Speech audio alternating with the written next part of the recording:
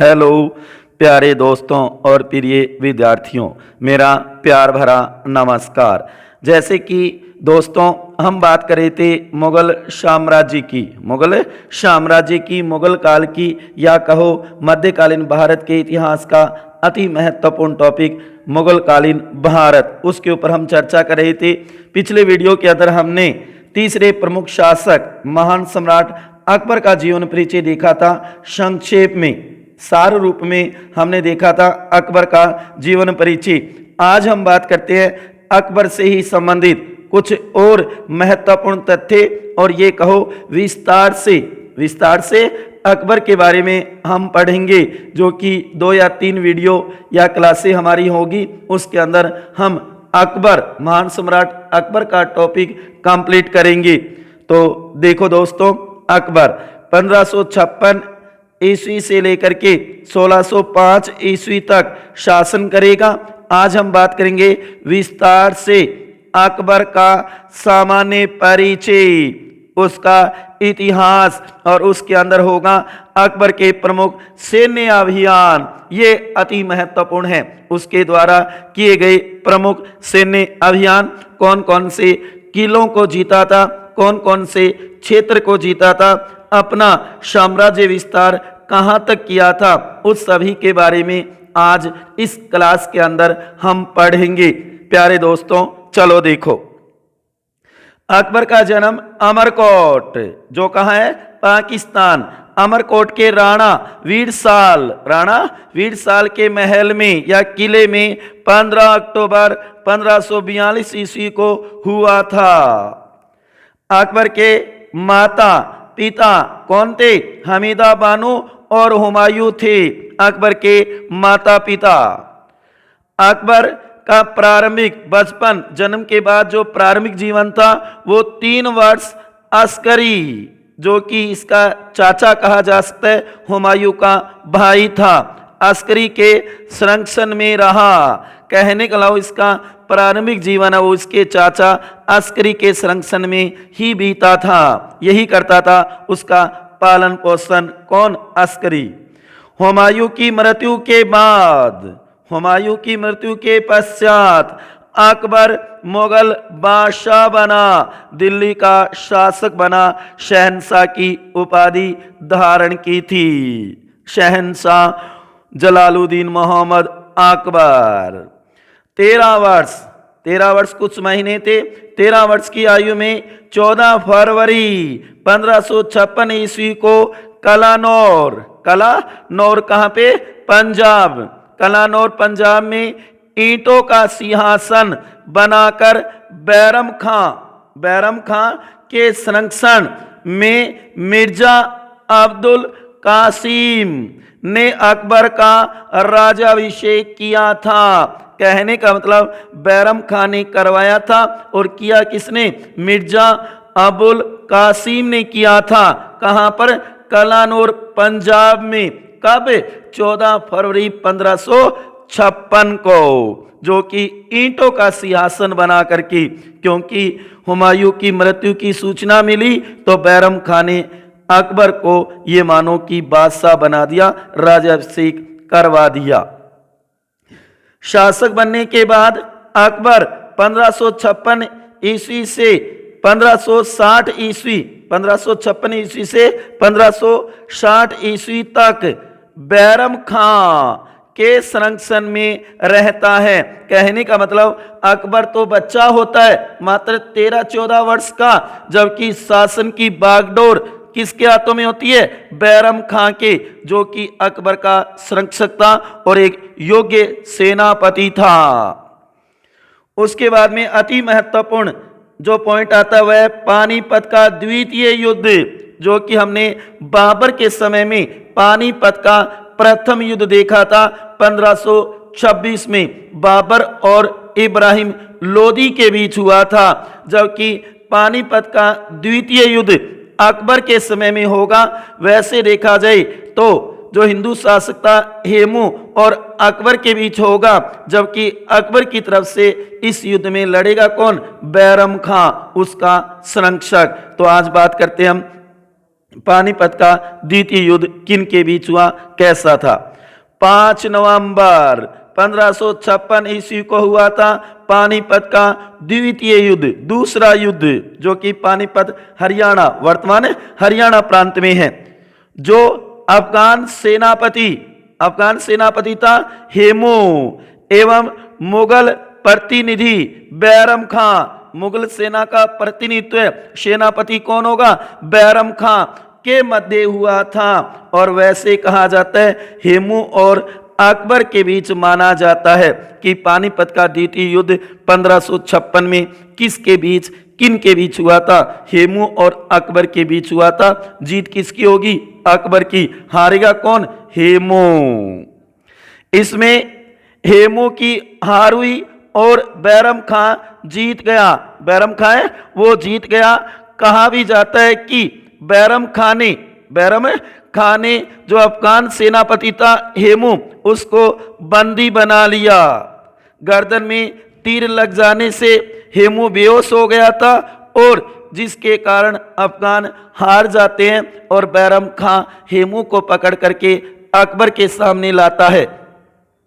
कहा जाता है कि अकबर ने हेमू के गर्दन के केवल ये मानो तलवार को लगाया और उसके बाद में उससे उदारता दिखाते हुए छोड़ दिया। लेकिन कहा जाता है जैसे ही अकबर पीछे पलटा, पीछे से बैरम खां ने हेमू की गर्दन धड़ से अलग कर दी। कहने का लो हेमू को किसने मारा? बैरम खां ने, अकबर ने नहीं। अकबर तो बचपन से ही उदार प्रवृत्ति का था, तभी तो उसे महान सम्राट कहा जाता है। लेकिन कुछ मानते कुछ नहीं मानते, कुछ ऐसे कार्य जिसके कारण उसे महान नहीं कहा जा सकता।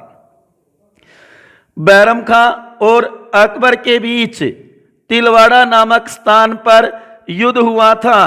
कहने का लो कुछ समय के बाद बैरम खां और अकबर के बीच में भी तनातनी हो गई थी, जिसका सबसे बड़ा कारण था वो उसकी धाई मां महम अनगा थी, जो उन दोनों के बीच में दरार कर देती है। तो कहने का मतलब है कि बैरम खां और अकबर के बीच भी तिलवाड़ा नामक स्थान पर युद्ध हुआ था, जिसमें बैरम खां की पराजय हुई। और वैसे ही मान लो वो उसका संरक्षक था, सीनियर था, तो वैसे ही हार मान ली होगी, क्योंकि अकबर उस समय बादशाह के पद पे था, बादशाह था। कहा जाता है कि बैरम खां पर मक्का मदीना की यात्रा करते समय मुबारक खां ने आक्रमण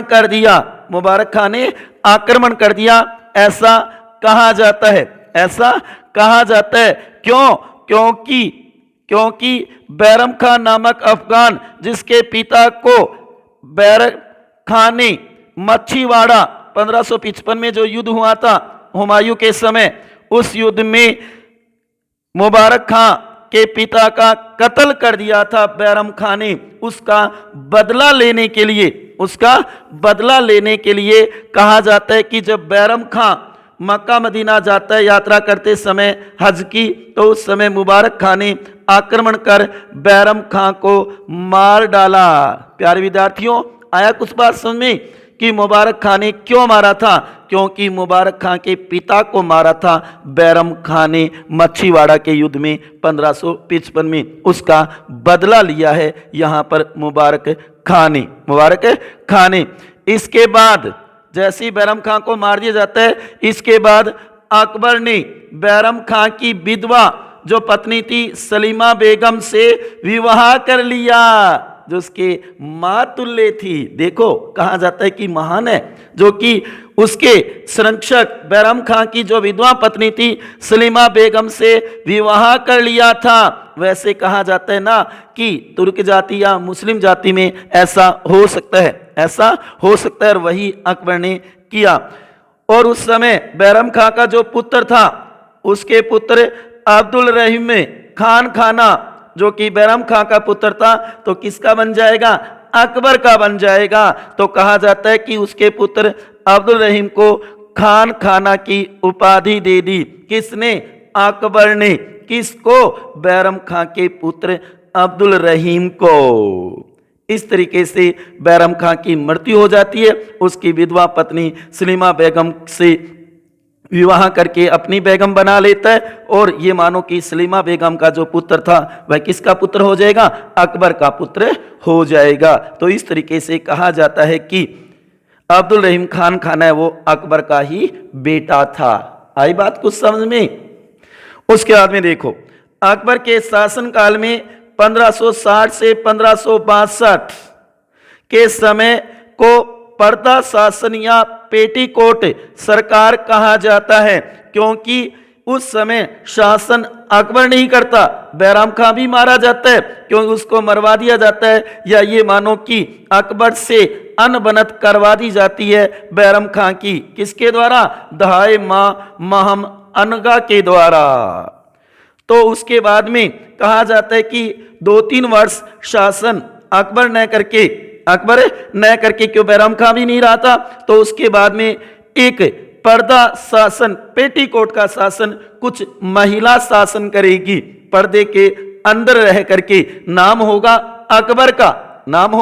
अकबर का, बादशाह अकबर ही है, लेकिन राज कार्य शासन कार्य किसके द्वारा संचालित होगा, औरतों के द्वारा होगा, जो कि जिसमें अकबर की धाए मां महम अनगा, ये वेरी वेरी मोस्ट है, धाए मां महम अनगा, उसका पुत्र आदम खां और पुत्री जीजी अनगा थी जो शासन करते हैं। ये शासन करेंगे और इसलिए इस शासन को पर्दा शासन या पेटीकोट सरकार कहा जाता है। कहने का लव महिलाओं या स्त्रियों के द्वारा शासन किया जाएगा। लेकिन जैसे ही अकबर बड़ा होता जाता है तो ये मानो उसने स्वयं शासन की बागडोर अपने हाथों में ले ली और उसके बाद में उसने अपने साम्राज्य का विस्तार किया। तो बात करते हैं अकबर के सैन्य अभियान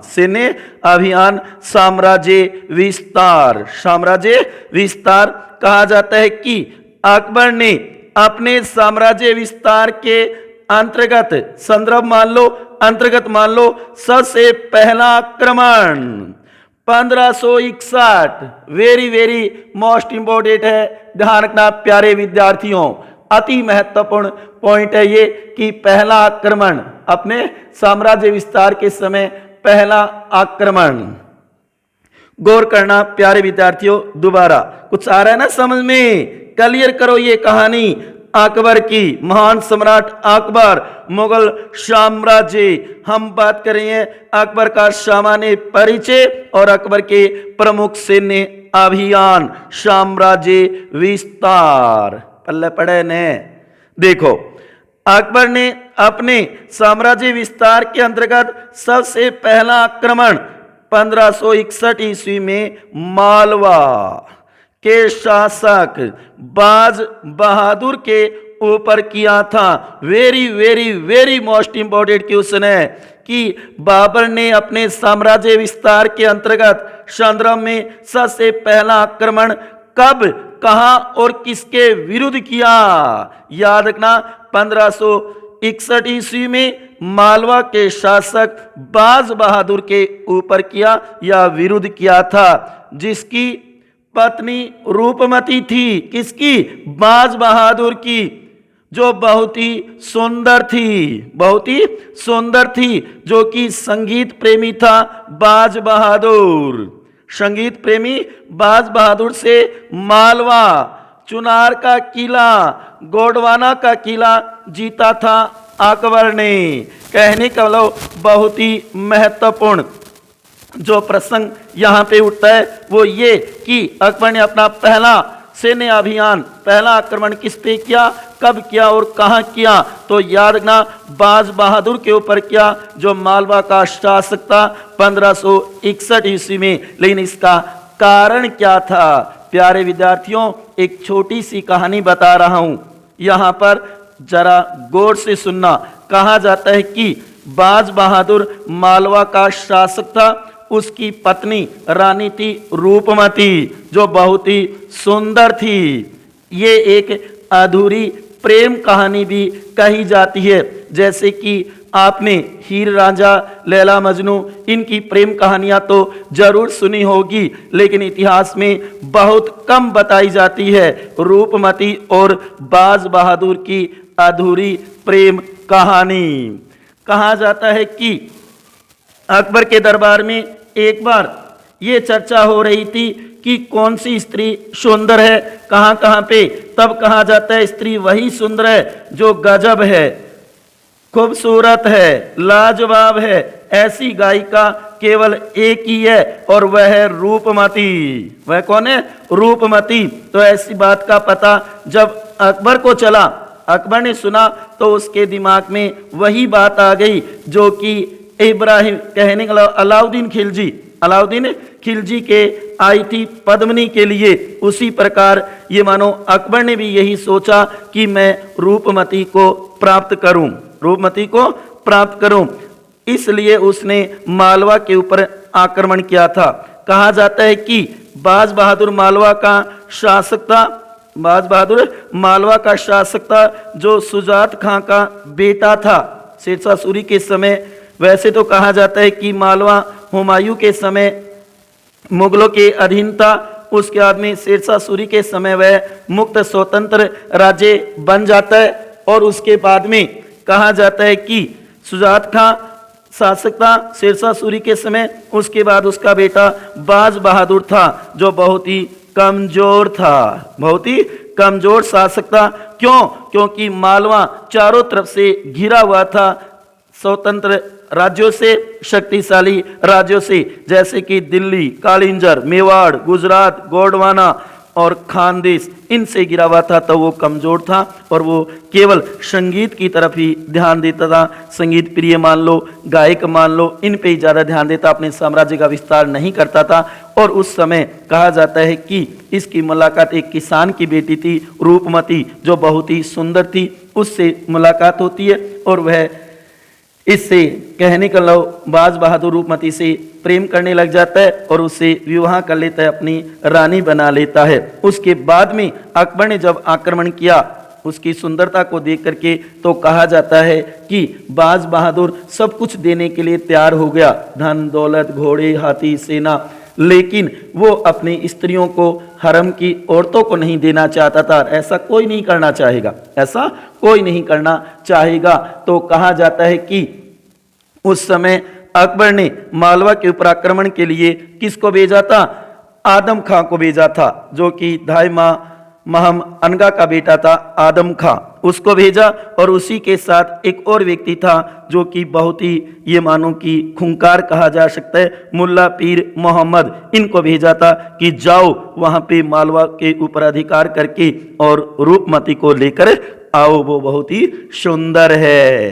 क्योंकि अकबर मन ही मन उससे प्रेम करने लगा था कि रूपमती से मिलूंगा मैं, ऐसा सोचने लगा था। उसके बाद में कहा जाता है कि जैसे ही मालवा के ऊपर इन्होंने आक्रमण किया तो बाज बहादुर है वो डर गया, वैसे ही कमजोर था क्योंकि वो आक्रमण की स्थिति में नहीं था, ऐसा माना जाता है।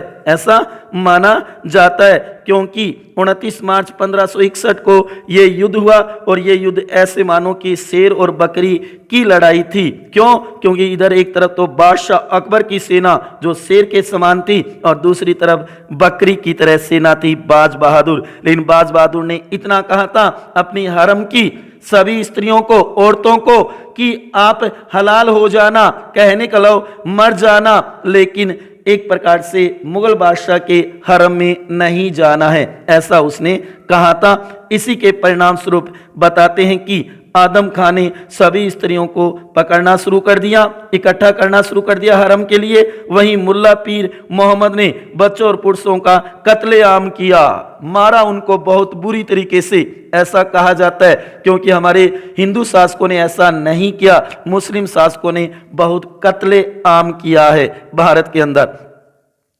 उसके बाद में कहा जाता है कि आदम खां स्त्रियों को अपने हरम में ले आता है सभी को।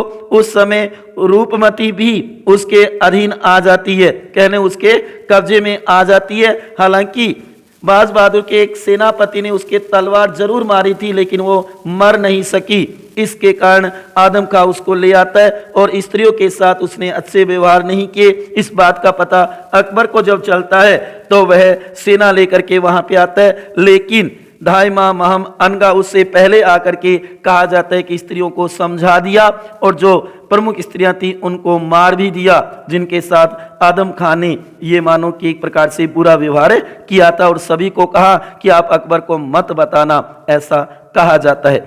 उसके बाद में कहा गया कि पता चला कि अकबर की सेना आ रही है तो रूपमती ने अपने आपके ये मानो कि उसने अपनी हीरे की अंगूठी खाकर और अपनी जान दे दी। कहने के लो जहर से अपनी जान दे दी, वो अकबर के अधीन नहीं होना चाहती थी। उस समय कहा जाता है कि अकबर ने मुल्ला पीर मोहम्मद को ये आदेश दे दिया कि जाओ पूरा मालवा फतेह करके लेके आओ। कहने के लिए पूरे मालवा पे फतेह करो। और उस समय ये मानो कि बाज बहादुर को एक प्रकार से ढूंढने लगे, जो कि नर्मदा नदी के पास में छिपा हुआ था। तो कहा जाता है कि मुल्ला पीर मोहम्मद नर्मदा नदी में जैसे ही कूदता है, पीछे से घोड़े की ये मानो टांग लगने से उसकी मृत्यु हो जाती है और बाज बहादुर ये मानो कि वहां से निकल जाता है। बाज बहादुर निकल जाता है, वो ढूंढ नहीं पाता है उसको। उसके बाद में कहा जाता है कि इधर जो कि उसकी रानी रूपमती ने हीरे की अंगूठी खाकर ये मानो अपनी जान दे दी थी जहर खा करके, तो उसकी एक प्रकार से मजार के ऊपर आकर के बाज बहादुर ने रानी की मजार पर सिर पटक पटक कर अपने प्राण त्याग दिए। इतना गहरा प्यार था, एक अधूरी कहानी थी इनकी। किसकी? बाज बहादुर और रूपमती की। और कहा भी जाता है कि जो मालवा की राजधानी सारंगपुर उज्जैन के पास में या उज्जैन सारंगपुर के पास एक मकबरे का निर्माण करवाया। किसने? अकबर ने। उनके प्रेम को देखते हुए एक अधूरी प्रेम दास्ता अकबर ने उनके मकबरे का निर्माण करवाया, जो कि बाज बहादुर का था। उसके ऊपर तो लिखवा दिया आशिक ए सादिक। वहीं रानी रूपमती का जो मकबरा था उसके ऊपर लिखा दिया शहीद ए वफा। तो ये थी रूपमती की कहानी, जो कि अकबर उसे प्राप्त नहीं कर सका, क्योंकि बाज बहादुर और रूपमती का प्यार बहुत ही गहरा था। जैसे कि हीर रांझी का है, लैला मजनू का है, उसी प्रकार। लेकिन इसकी जानकारी बहुत कम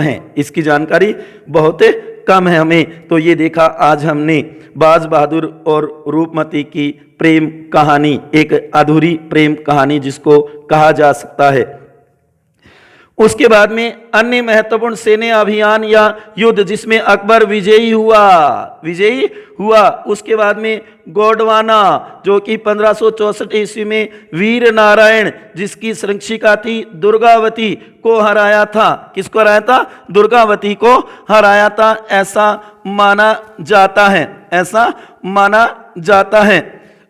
उसके बाद में अगला जो अभियान था उसका राजपुताना राज्य पे, हमारे राजस्थान राजपूत राज्य पे ये कहो, जो कि पहला करेगा आमेर 1562 में। लेकिन भारमल कछावा शासक था भारमल आमेर का, उसने अधीनता स्वीकार कर ली। ये पहला राजपूत राजा या शासक होगा कछावा वंश का जो अकबर की अधीनता स्वीकार करेगा। Very very most important question है। भारमल ने अधीनता स्वीकार कर ली। उसके बाद में मेड़ता पर, जो कि 1562 में जयमल को हराएगा। उसके बाद में मेवाड़ 1568 में उदय सिंह, जो कि चित्तौड़ का ये मानो कि चित्तौड़ का तीसरा शाखा होगा यहाँ पे उदय सिंह के समय 1568 में। उसके बाद में very very most Haldi Ghati का युद्ध, महाराणा प्रताप 1576, महाराणा प्रताप और अकबर के बीच,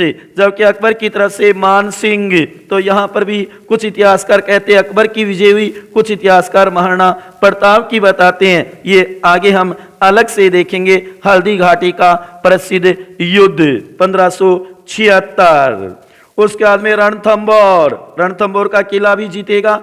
रणथंबोर पर अभियान किया 1569 में। सुरजन हाड़ा को हरा करके और रणथंबोर के किले को भी जीत लेगा। रणथंभौर के किले को भी जीत लिया था अकबर ने। उसके बाद में कालिंजर 1569 में राजा रामचंद्र जो कि कहा जाता है कि राजा रामचंद्र ने कालिंजर का किला अकबर को सौंप दिया था। कहने का मतलब कुछ शासक ऐसे हैं जिन्होंने अधीनता स्वीकार कर लिया अकबर की, और कुछ ऐसे हैं जिन्होंने आक्रमण युद्ध किया लेकिन युद्ध में वो सफल नहीं हुए। दोनों बातें यहाँ पे अकबर की कुछ शासकों ने, राजाओं ने अधीनता स्वीकार की, गुलाम बन गए, और कुछ ने उनके सामने प्रतिरोध किया एक प्रकार से। उसके बाद में मारवाड़ 1570 राव चंद्रसेन मालदेव का बेटा, इसने ये मानो इसका विरोध किया था तो इसके साथ युद्ध हुआ था। वहीं जैसलमेर 1570 हर राय अधीनता स्वीकार कर ली थी। बीकानेर 1570 राय कल्याणमल, इसने भी अधीनता स्वीकार कर ली। कुछ शासकों ने अधीनता स्वीकार की और कुछ ने युद्ध किया था। उसके बाद में गुजरात पर 1571 मुजफ्फर खां तृतीय के विरुद्ध युद्ध किया और विजय हुआ। काबुल 1581 में जीता मिर्जा हकीम से। कश्मीर जो कि 1586 में, बंगाल और बिहार 1574 से 76 दाऊद खां को हराएगा। दाऊद खां को हरा करके अपने साम्राज्य में मिला लेगा। कहने का मतलब दाऊद खां से बंगाल और बिहार का क्षेत्र भी अकबर ने छीन लिया। उसके बाद में कश्मीर में 1586 यूसुफ खां, सिंध 1591 मिर्जा जानी बेग, ये सभी प्रांत उसने जीत लिए थे, अपने साम्राज्य में मिला लिया। उसके बाद में उड़ीसा के ऊपर किया 1590 से 91 निसार खां को हराया। वहीं कंधार 1595 हुसैन मिर्जा को हराया। कुछ ने अधीनता स्वीकार की और कुछ को उसने हराया, एक प्रकार से उनसे क्षेत्र छीन लिया। कहने का मतलब मुगल सेना ने निर्णायक जीत प्राप्त की थी। उसके बाद में बलूचिस्तान खादेल जिसको कहा जा सकता है 1595 अली खां पन्नी अफगान, इनसे ये मानो एक प्रकार से बलूचिस्तान भी एक प्रकार से जीत लिया। कहने के लिए काबुल के मिर्जा हकीम, कश्मीर के यूसुफ, सिंध के मिर्जा जानी बेग, उड़ीसा का निसार खां, कंधार का हुसैन मिर्जा, खालिद का अली खां पर अकबर की मुगल सेना ने निर्णायक जीत प्राप्त की। उसके बाद में दक्षिण भारत की तरफ भी उसने विजय अभियान चलाया था, जिसका सबसे बड़ा कारण था उद्देश्य उसका था एक अखिल भारतीय साम्राज्य की स्थापना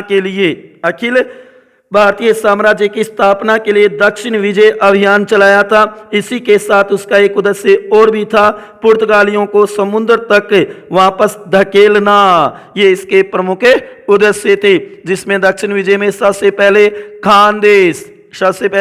खानदेश जो कि 1591 में अली खां जो कि स्वेच्छा से इसकी अधीनता स्वीकार कर लेता है। उसके बाद में अहमदनगर 1597 से 1600 ईस्वी तक बहादुर निजाम शाह, जिसकी संरक्षिका थी चांद बीबी, उसके ऊपर भी ये अपना अधिकार कर लेता है, उनको भी हरा देता है। उसके बाद में नंबर 3 दक्षिण विजय में असीरगढ़ जो कि बहुत ही महत्वपूर्ण है। 1601 मीर बहादुर के विरुद्ध विजय हुई थी और यह अकबर की अंतिम विजय थी। Very very most important question. 1601 Mir Bahadur Asirgarh Khandesh का जो शासक था उसके विरुद्ध अकबर की अंतिम विजय थी ये, जबकि पहली किसकी थी? बाज बहादुर वाली थी पहली विजय। पहला आक्रमण था जो कि मालवा 1561 मालवा बाज बहादुर, और यह 1601 असीरगढ़ या खानदेश का जो क्षेत्र है जो कि मीर बहादुर, वो बाज बहादुर है, ये मीर बहादुर है। प्यारे विद्यार्थियों, इसको जरूर ध्यान में रखना, याद रखना। नोट 1564 ईस्वी में मालवा के गवर्नर अब्दुल्ला खां, गवर्नर कौन था? अब्दुल्ला खां के नेतृत्व में उज़्बेकों ने विद्रोह कर दिया। उज़्बेकों ने विद्रोह कर दिया था और यह अकबर के समय का पहला विद्रोह माना जाता है। पहला विद्रोह माना जाता है। कहा जाता है कि अकबर के समय में 1564 ईस्वी में उज़्बेकों ने विद्रोह कर दिया। यह अकबर के समय का पहला विद्रोह था। 1586 में अफगान बलूचियों ने विद्रोह कर दिया। इसी विद्रोह के दौरान बीरबल की मृत्यु हुई थी। कहने का मतलब अकबर के समय में कई और विद्रोह भी हुए थे। कई और विद्रोह भी हुए थे। अकबर ने गुजरात को जीतने के बाद राजा टोडरमल को लगान व्यवस्था का उत्तरदायित्व भी सौंपा था। कहा जाता है कि अहमदनगर के विरुद्ध युद्ध में खानदेश का शासक अली खां मुगलों की ओर से लड़ा था। क्यों? क्योंकि कुछ शासकों ने अकबर की या मुगलों की अधीनता स्वीकार कर ली थी। तो प्यारे दोस्तों, प्रिय विद्यार्थियों, आज हमने बात की अकबर के प्रमुख सैन्य अभियान, जो कि पहला जरूर याद रखना है। उसके बाद में हम देखेंगे कि भारमल वाली बात जरूर याद रखनी है। अधीनता स्वीकार की थी और अपनी बेटी हरकाबाई का विवाह अकबर के साथ कर दिया और अपने पुत्र भगवंत दास और अपने पौत्र मान सिंह को अकबर के दरबार में भेज दिया था। उसके बाद में वेरी मोस्ट है हल्दी घाटी का युद्ध 1576, महाराणा प्रताप और अकबर के बीच। और अकबर की तरफ से कौन लड़ रहा था? मान सिंह, कछावा शासक आमेर का मान सिंह। तो ये अति महत्वपूर्ण है। उसके बाद में रणथंभौर का किला कब जीता? 1569, सुरजन हाड़ा उस समय जो शासक था वहां का। उसके बाद में मारवाड़ 1570, रावचंद्र सेन मालदेव का बेटा। उसके बाद में जैसलमेर 1570, हर राय।